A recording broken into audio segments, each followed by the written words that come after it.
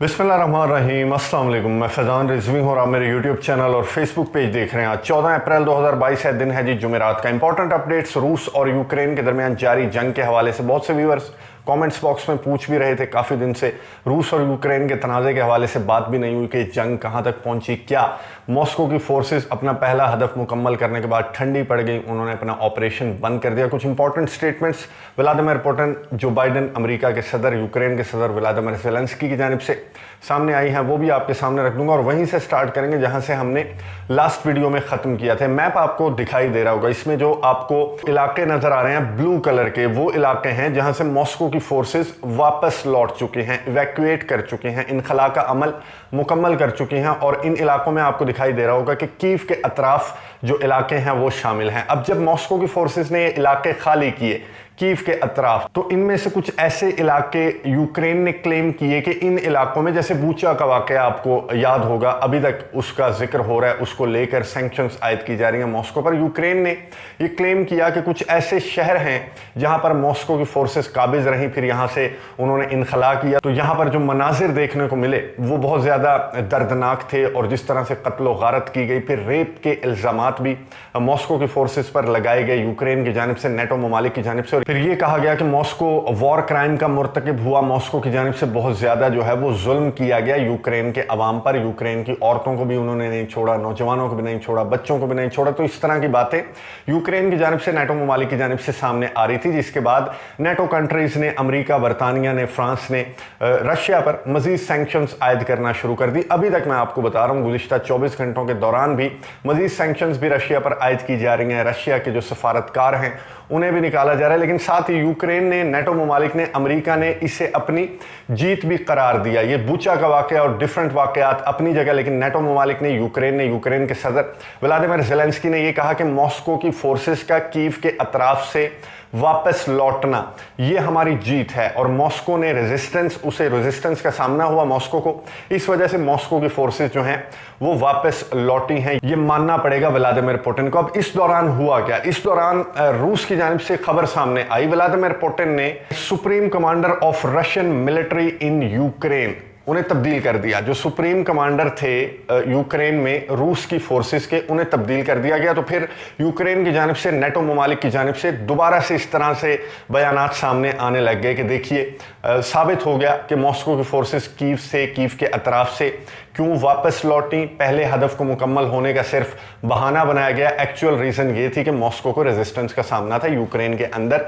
और ये साबित हो गया इस इकदाम से कि व्लादिमीर पुतिन ने, जो सुप्रीम रशियन कमांडर है यूक्रेन के लिए, उसे भी तब्दील कर दिया। अब बनाया किसे? ये तस्वीर आपको नजर आ रही होगी, व्लादिमीर पुतिन जो है वो मेडल पहना रहे हैं। ये अलेक्जेंडर हैं, जिन्हें नया सरबराह बनाया गया है, सुप्रीम कमांडर बनाया गया है रशियन फोर्सेस का यूक्रेन के अंदर। अलेक्जेंडर का मैं आपको बता दूं, ये जो तस्वीर मैंने आपको दिखाई, जो मेडल पहनाया जा रहा है, इन्हें हीरो ऑफ द नेशन का मेडल दिया गया था 2016 में। जो अलेक्जेंडर हैं, जो नए कमांडर हैं रशिया के, और जो चेचन की दूसरी चेचन वॉर हुई थी रशिया और चेचनिया के दरमियान, उसके दौरान अलेक्जेंडर ही थे कमांडर। चेचन वॉर के अंदर रूस की जानिब से अलेक्जेंडर कमांडर थे, और इन्हें बुचर का टाइटल दिया गया था, कसाई। यानी कि ये इतने ज़्यादा स्ट्रिक्ट किस्म के जर्नैल हैं कि इन्हें इस तरह के मेडल्स और इस तरह के टाइटल्स दिए जाते रहे। अब अलेक्जेंडर के कमांडर बनने के बाद बहुत सारे सवालात खड़े हो गए थे कि मॉस्को का अगला स्टेप क्या होगा। व्लादिमीर पुतिन वो आए मीडिया के सामने एक लंबे अरसे के बाद, जंग के दौरान तकरीबन 7-8 रोज के बाद उनकी मीडिया अपीयरेंस थी। उस मौके पर जब बेलारूस के सदर ने मॉस्को का दौरा किया, तो उस दौरान व्लादिमीर पुतिन ने मीडिया से गुफ्तगू की, रिपोर्टर्स के चंद एक सवालात के जवाब दिए। इस दौरान मैं आपको लंबा अरसा क्यों कह रहा हूं, क्योंकि जब जंग हो रही हो दो ममालिक के दरमियान, जंग के दिनों के दौरान स्टेटमेंट सामने आती रहती हैं। जो उस मुल्क का सरबराह होता है, जैसे व्लादिमीर ज़ेलेंस्की को आप देख लें तो एक दिन में 2-3 वीडियो पैगामात वो बंदा जारी कर देता है। ना सिर्फ व्लादिमीर ज़ेलेंस्की, बल्कि जो बाइडन की स्टेटमेंट्स अगर आप देख लें तो ऐसा लगेगा आपको कि ये जंग रूस और अमेरिका के दरमियान है, और एक्चुअली यही है कि जंग रशिया और नेटो ममालिक के दरमियान है। अमेरिका उनको लीड कर रहा है, इसीलिए अमेरिका की जानिब से, नेटो ममालिक की जानिब से इस तरह से से इमदाद, असलहा, गोला बारूद, पैसे, $800 मिलियन की एड का ऐलान किया है अमेरिका ने। अभी 24 घंटों कबल अमेरिकी सदर जो बाइडन ने एडिशनल मिलिट्री एड का ऐलान किया है $800 मिलियन। तो व्लादिमीर पुतिन, खैर मीडिया के 2-4 सवालों के उन्होंने जवाब दिए। तो इस मौके पर व्लादिमीर पुतिन से सवाल किया गया कि इस तरह की खबरें चल रही हैं, कीव के अतराफ से आप वापस लौट गए, आपकी फोर्सेस ने कीव के अतराफ जो इलाके थे उन्हें खाली कर दिया, जिसके बाद एक नया पेंडोरा बॉक्स खुल गया, आप पर मजीद इल्जामात लगने लगे। फिर आपने अलेक्जेंडर को सरबराह बना दिया, आपने रूसी फोर्सेस का सरबराह भी तब्दील कर दिया। तो क्या हम कह सकते हैं कि मॉस्को का ऑपरेशन मुकम्मल होगा या नहीं होगा? व्लादिमीर पुतिन ने मुस्कुराते हुए, मैंने वो क्लिप देखा, रशियन लैंग्वेज में वो जवाब दे रहे थे। व्लादिमीर पुतिन ने बहुत रिलैक्स, बहुत मुस्कुराहट उनके चेहरे पर थी और उन्होंने कहा ऑब्वियसली मॉस्को का जो ऑपरेशन है यूक्रेन में जो जारी है वो मुकम्मल होगा, यकीनन मुकम्मल होगा, इसमें कोई डाउट नहीं है। व्लादिमीर पुतिन ने यह भी कहा कि हमारे पास कोई ऑप्शन नहीं था, हमने यूक्रेन को समझाने की कोशिश की, लेकिन जब हमने महसूस किया कि यूक्रेन नेटो को ज्वाइन करके रशिया की सालमियत के लिए खतरा साबित हो सकता है, तब हमने ऑपरेशन कंडक्ट किया और ऑपरेशन अब स्टार्ट कर दिया, तो हम इसको खत्म करेंगे। व्लादिमीर पुतिन ने यह भी कहा कि अब जो बातचीत का अमल जारी था यूक्रेन के साथ, उसमें भी रुकावटें डाली जा रही हैं अमेरिका की जानिब से, बरतानिया की जानिब से, नेटो ममालिक की जानिब से, और खुद यूक्रेन भी संजीदा दिखाई नहीं दे रहा बातचीत को लेकर। तो इस वजह से व्लादिमीर पुतिन ने कहा कि जो दूसरा हदफ है हमारा, जो ऑपरेशन का दूसरा मरहला है, वो बहुत जल्द स्टार्ट होगा और हम अपना ऑपरेशन मुकम्मल करके दम लेंगे। और मैं आपको बताऊं कि अब से चंद घंटों पहले जो खबरें सामने आ रही हैं, दूसरे मरहले का आगाज मॉस्को ने यूक्रेन के अंदर कर दिया है। अब दूसरा हदफ मॉस्को का है क्या? मॉस्को का दूसरा हदफ है जनाब ईस्टर्न यूक्रेन। ये आपको मैप पे नजर आ रहा होगा, ये जो एरो साइंस आपको दिखाई दे रहे हैं, ये दूसरा हदफ है, जिसमें शामिल है डॉनबास रीजन, लोगेंस्क, डोनेत्स्क, इसके अलावा मरियोपोल का इलाका, खिरसोन का इलाका, जो भी जो ब्लैक सी की जानिब, सी ऑफ अजोव की जानिब, या डॉनबास के बॉर्डर पर जो इलाके हैं ईस्टर्न यूक्रेन के, वो दूसरा हदफ है मॉस्को का, जो मॉस्को ने बहुत पहले ही अनाउंस कर दिया था। अब चंद घंटों कबल ही मॉस्को ने अपने ऑपरेशन का आगाज कर दिया है, लेकिन उससे 24 घंटों कबल ही अलेक्जेंडर, जिसकी कमांड कर रहे हैं इस ऑपरेशन की, पहले मरहले की कमांड अलेक्जेंडर के पास नहीं थी, अब मॉस्को अपना कमांडर तब्दील कर चुका है, उसका इंट्रोडक्शन मैंने आपको दे दिया। तो जब मॉस्को ने अपने ऑपरेशन को लेकर आगे बढ़ने का ऐलान किया, कुछ सैटेलाइट इमेजेस जारी किए गए और यह बताया गया कि मॉस्को की फोर्सेस ने पेशकदमी शुरू कर दी है ईस्टर्न यूक्रेन पर, जो रशिया का बॉर्डर है उस जानिब, और मॉस्को बहुत जल्द अपना ऑपरेशन स्टार्ट कर देगा। तो ये खबर सुनते ही मरियोपोल में 1000 से ज्यादा यूक्रेनी फौजियों ने हथियार डाल दिए। ये खबर जो है मॉस्को की जानिब से क्लेम किया गया कि यूक्रेन के 1000 से ज्यादा फौजियों ने हथियार डाल दिए। अभी ऑपरेशन जो है दूसरा जो मरहला है वो स्टार्ट नहीं हुआ। इसकी क्या वजह है?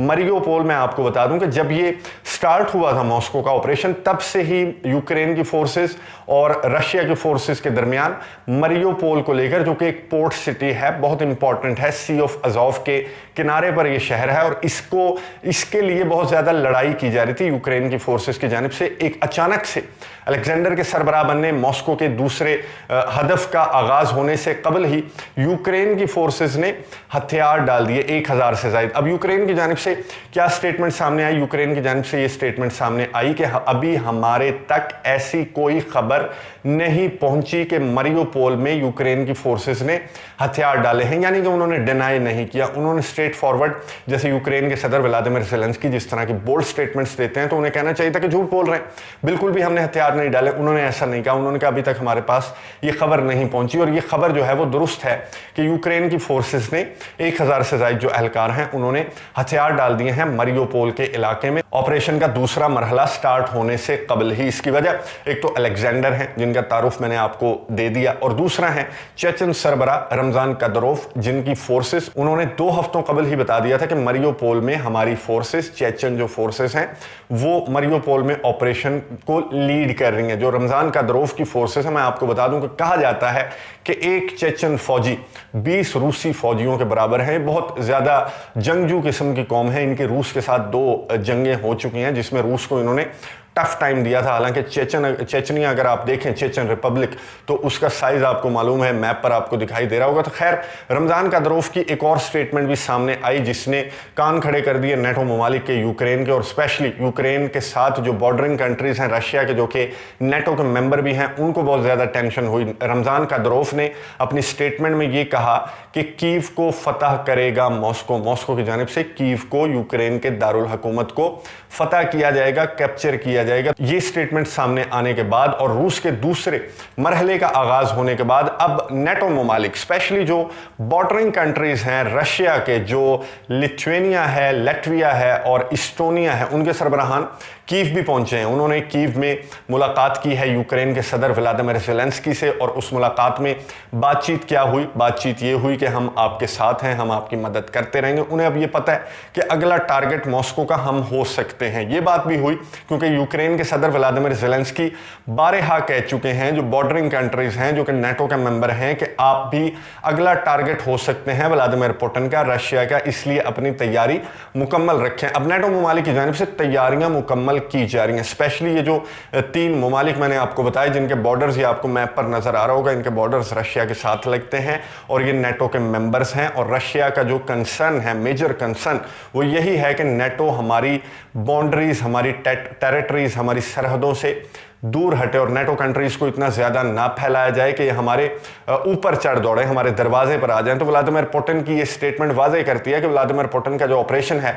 वो यूक्रेन की हद तक महदूद नहीं रहने वाला। तो इसी को लेकर तैयारियां शुरू कर दी हैं। गोला बारूद, असलहा, मिलिट्री की तादाद में, ब्रिगेड्स की तादाद में इजाफा इन 3 ममालिक में किया जा रहा है। इस्टोनिया, लिथुआनिया और लैटविया के इलाकों में मजीद फौजी भेजे जा रहे हैं। साथ ही जो ममालिक, जिस तरह जो फिनलैंड है वो नेटो का मेंबर नहीं है, उसका न्यूट्रल स्टेटस है, लेकिन फिनलैंड ने ये जंग स्टार्ट होते ही ये कहना स्टार्ट कर दिया था कि हम भी नेटो को ज्वाइन करने के बारे में सोच रहे हैं, क्योंकि रूस जिस तरह की हरकतें कर रहा है तो हमें अपनी सालमियत जो है वो खतरे में महसूस हो रही है। इस तरह की हरकतों के बावजूद कि इस तरह का पड़ोसी, इस तरह की जारहाना हरकतें करने वाला पड़ोसी अगर आपके साथ हो, तो फिनलैंड जैसा न्यूट्रल मुल्क भी ज्वाइन कर सकता है नेटो को। तो फिनलैंड की जानिब से आने वाले चंद घंटों में ये डिसीजन अनाउंस किया जाएगा कि वो नेटो को ज्वाइन करने के लिए दरख्वास्त दे रहे हैं या नहीं। मॉस्को ने वार्निंग दी है ऐसे ममालिक को जो कि नेटो का मेंबर नहीं है, और इस जंग के बाद उन्होंने इस तरह के स्टेटमेंट्स देना स्टार्ट कर दिए कि हम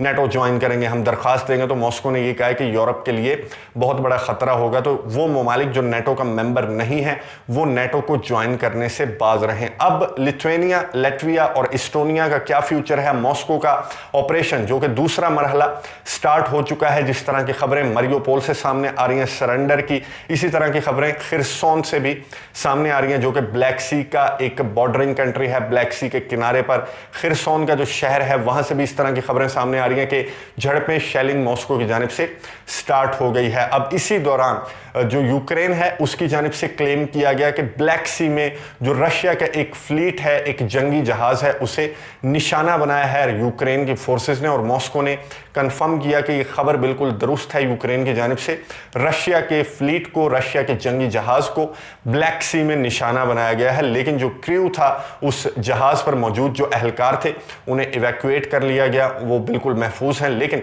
जंग के दूसरे मरहले का आगाज हो चुका है, इस पर नजर रखेंगे, आपको अपडेट्स देता रहूंगा। अगली वीडियो तक के लिए इजाजत दीजिए, अल्लाह हाफिज।